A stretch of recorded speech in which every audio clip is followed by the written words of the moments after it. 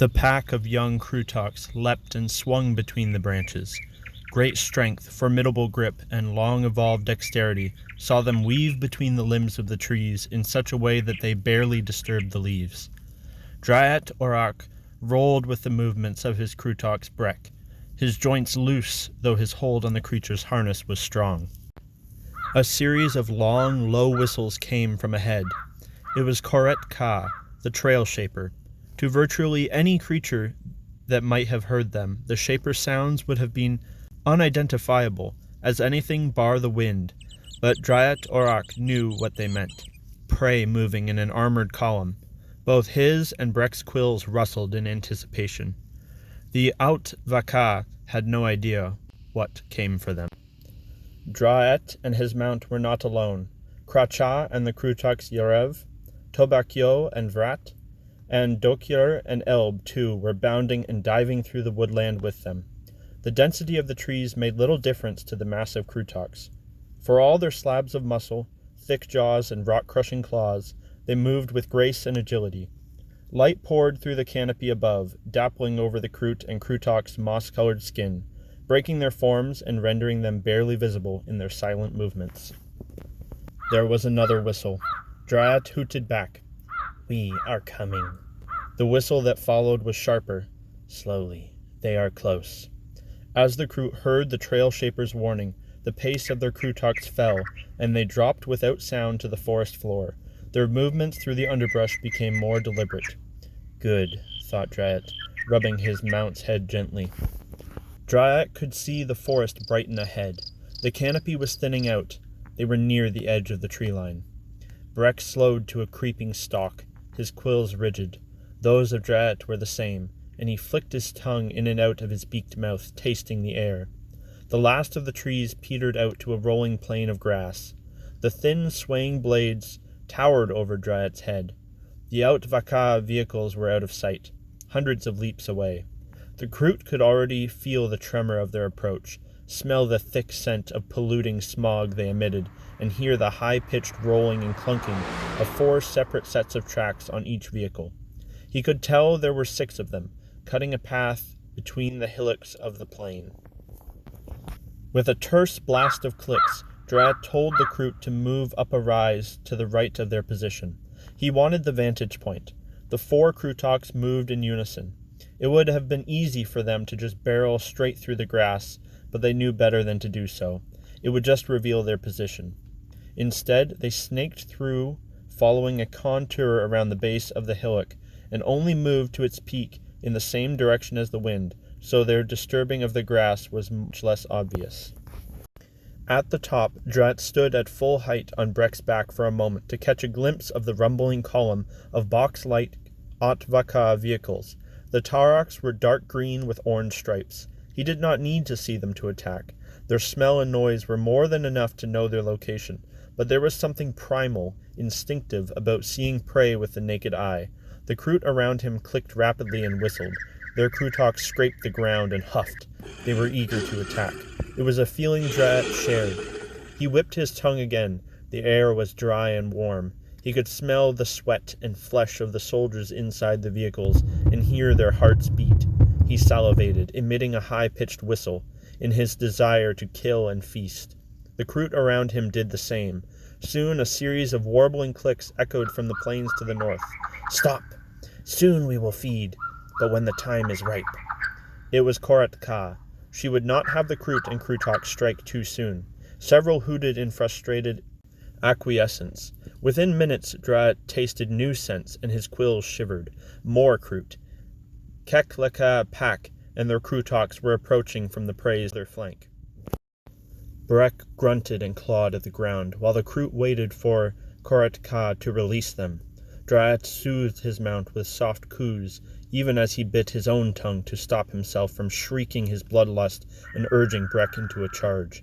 He knew they had to wait until the Out-Vaka were close, so that they wouldn't have time to train their guns on the KROOT, but the wait took all his strength. Finally, a loud whistle signaled the attack. As one, the encircling KROOT packs howled and screeched. Brek roared and took off towards the Out-Vaka, his immense fist pounding the ground.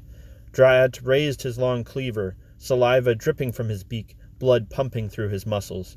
The Krootoks parted the long grass like a cleaver splitting rotting meat. Every step of their rolling movements thumped the ground. Dryad ducked low behind Breck's head to avoid the whip-like grass blades, his joints moving like gyroscopes to ensure his stability as the Krootoks charged. The sound of snapping stalks filled his ear cavities. The grass grew shorter as the Kroot bore down on the vehicles.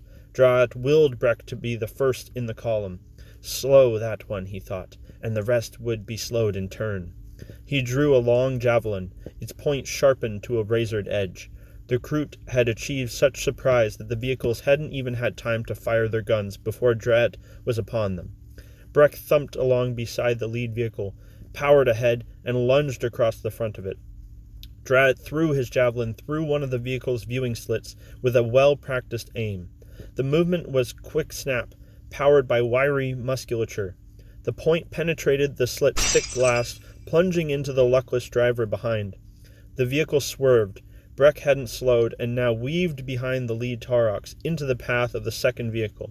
By now the Atvaka had responded to the Kroot attack, and the chug of automatic weapons fire was added to the rumbling of tracks and the Kroot's undulating hunting cries. Dryad could sense the constant movement of his pack all around as they attempted to isolate the Atvaka vehicles. As Breck pounded past the second vehicle, Drek leapt off the Krootoks onto the Taurox. In a split second, he identified a hatch and activated a quill grenade, multiple needle points projecting millimeters out from its round surface, ready to be unleashed upon the moment of detonation. In another second, Dryad had torn open the hatch with a fierce yank and tossed the quill grenade inside. He ran to the rear end of the Taurox and leapt, landing on Breck's back as the Krootoks thundered past the human vehicle, his nimble hands and feet easily finding his harness holds. Dryad knew his grenade had detonated when the Taurox veered wildly. The scent of blood reached him, and he drooled. Hundreds of needles would have shredded those inside. The vehicle's now chaotic path took it over a bump in the ground ahead, causing it to lean perilously onto its portside tracks. With perfect timing, Kracha, Dorak and their Krootoks slammed into its flank. Dryad saw the Krootok's immense arms flex and tense as they pushed against the Taurox, whose tracks span helplessly in the air. The Krootoks pushed hard, clawed feet driving into the ground. They toppled the vehicle onto its side with a harsh metallic crunch and ground-shaking thud.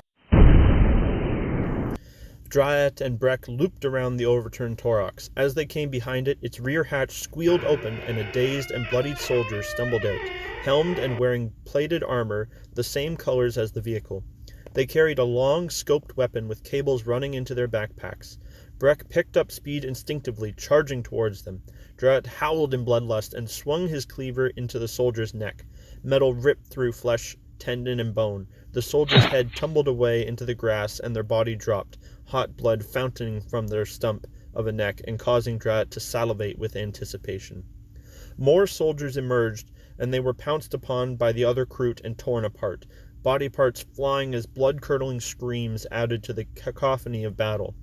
Bones cracked and limbs left their sockets with wet pops. Other soldiers emerged from the remaining two vehicles, firing streams of laser blasts and shouting. Dryad screeched as his flesh was seared by a near miss. Next to him, a Krootox from the other pack took several hits to her face. She reared, howling in pain before crashing to the ground dead. He saw the soldier who killed her with her back to a vehicle, now trying to hit Tobakyo. Dryad's packmate was moving too fast. The soldier was unable to get a bead. "All yours, Breck," Dryad urged. The Krootox surged towards the Atvaka. Within seconds, all that remained of her was a pile of torn limbs and pulverized meat in a pool of steaming blood. Around Dryad, the sounds of battle were quietening. He heard a thump and squelch as a javelin pierced the back of a fleeing soldier and smelled blood explode from their chest as the weapon's point burst through. He also smelled the bowels of another soldier empty just before a Krootox ripped them in half at the waist. He saw their organs slop to the ground as the creatures held up the soldier's upper half and took a bite of their head. Dryad came to the headless corpse of the soldier he killed, stepping from Breck's back onto the flattened grass. He picked up their weapon, turning it over in his hands. He heard a series of terse clicks and looked up.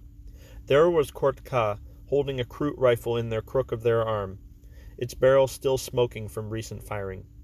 "No weapons. You know the Tau forbid it," KROOT reminded, clicking her beak-like mouth. Drat whistled in frustration, hands still clenched around the weapon. "They say nothing of the flesh," he said. "They do not," said KROOT. Drat broke the hands, fingers, ripping them off and throwing them into his mouth. He crunched the bones and felt the blood trickle down his throat. He dropped to the ground and drove his beak and claws into the soldier's guts.